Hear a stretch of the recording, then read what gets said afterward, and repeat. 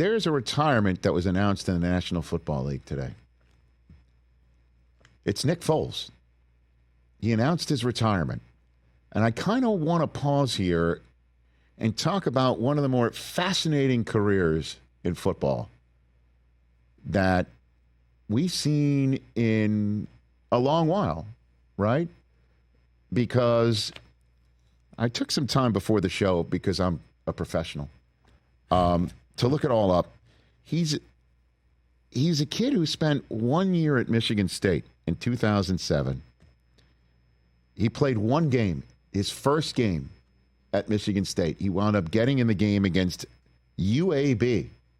This is before UAB folded and opened back up again. Right. He went 5 for 8, didn't play the rest of the year. You know who was in front of him? The guy the Patriots couldn't quit forever, Brian Hoyer. And so he left. He transferred because Hoyer was there and he wasn't going to get any time. And this is back in the day when you had to sit out a year. So 2008, he didn't play. And then from 2009 to 2011, he was a starter in Arizona for Mike Stoops, who got fired in the middle of his final season there, where he went 4-8. He was 19-19 in 3 years at Arizona, but he was lighting it up. So he wound up being the 3rd overall pick in the 2012 draft, 88th overall, selected by Andy Reid. And then he started 6 games in his rookie season for Andy Reid because Michael Vick got hurt. And Reid decided to stick with Foles when Vick came back from a concussion. So they wanted to see what they had in the kid, and that was it for Andy Reid in Philadelphia. He was the quarterback when Andy Reid got fired in Philadelphia. Chip Kelly came in, and he started 10 games with Chip Kelly. He made his only Pro Bowl of his career. They made the playoffs.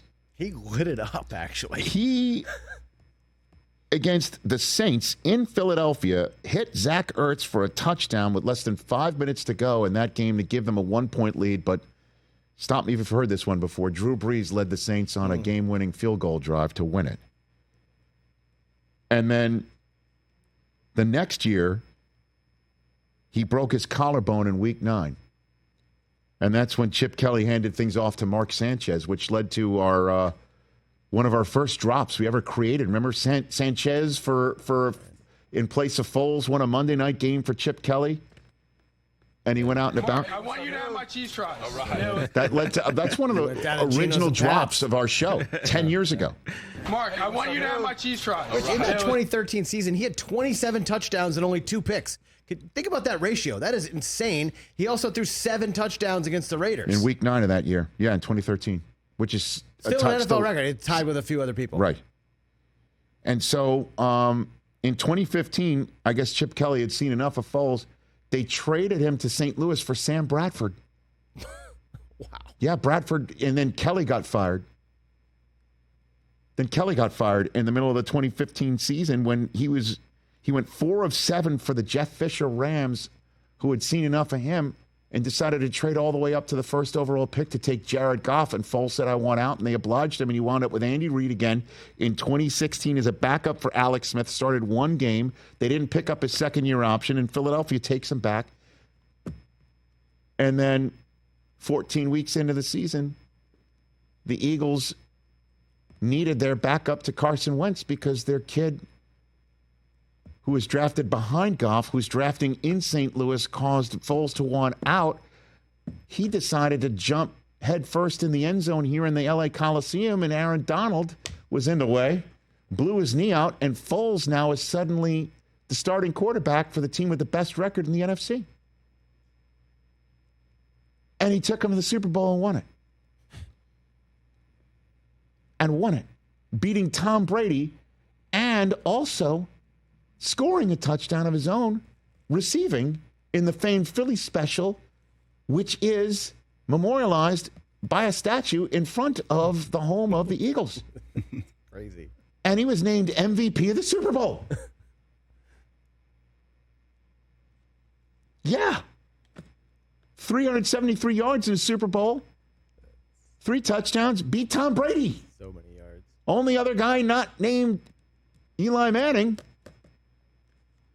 to beat Tom Brady in the Super Bowl is Nick Foles. And he brought that big Nick energy with him the next year. They made the playoffs the next year. Do you remember? He had the Eagles on a game-winning drive late in the divisional round game in the Superdome against the Saints, and a perfectly thrown ball to Alshon Jeffrey went right through his hands and was picked off, and that was the end of the run. Yep.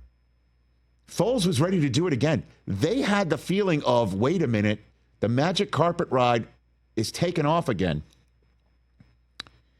And then after that, he took a player option to get out, signed an $88 million 4-year deal with Jacksonville, broke his collarbone in week 1. And that was essentially on a dime throw, too, if you remember that play. Throw. He got lit up, but made the throw perfect on the money and broke his collarbone. And I remember a few weeks later being in London in a production meeting with Doug Marrone, the head coach at the time, wondering, do you go back to Foles or not? Because Gardner Minshew wasn't really lighting anything up. And Foles, they gave him the job back in week 11. He wasn't anything close to the Foles that they saw. By week 13, he was benched, and it was Minshew's show. Yep. Wound up with the Bears in the COVID season. 10 starts for them after the Bears dawned on them Trubisky may not be the guy. And then the next year, when Justin Fields was there and Andy Dalton was there, he got one spot start because both Fields and Dalton were hurt in 2021, and he threw his final career touchdown pass in a comeback win to beat the Seahawks to Jimmy Graham. Last year he played was 2022 with the Colts.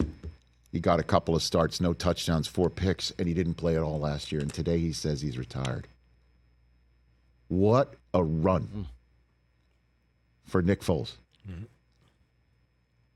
A Super Bowl MVP of improbable fashion. And if you remember what he said afterwards about believing in self, believing in yourself, never giving up, was one of the most inspirational sound bites I've ever heard. Yeah, man of extreme faith. Correct. I wonder if he wants to do media. You know what? The best thing he could do is decide not to do media. Somebody comes down with laryngitis. He comes in, wins the Emmy Award. What if Brady That's the only way. Right, yeah, Brady catches laryngitis, put Nick Foles in, he wins the Emmy Award. On Friday. And they're like, we got to call somebody. Let's call Big Nick in. That's it. That's funny. Is he the most improbable athlete to ever get a statue? That's up there. Man, yeah. Just the highest of highs of his NFL career. The guy's got an NFL record that you wouldn't even think. MVP of the Super Bowl. MVP of the Super Bowl, a trophy. After he took the reins in the middle of December. Statue in the crazy sports town of Philadelphia of all places. Correct. Called his own play.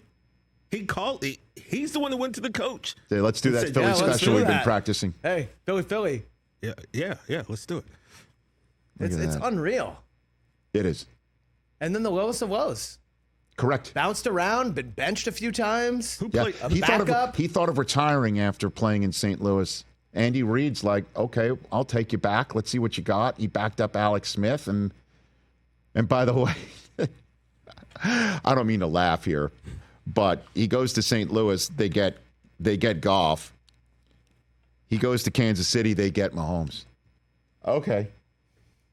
So he goes to Philly and goes, I'll back up the guy who you got drafting after Goff.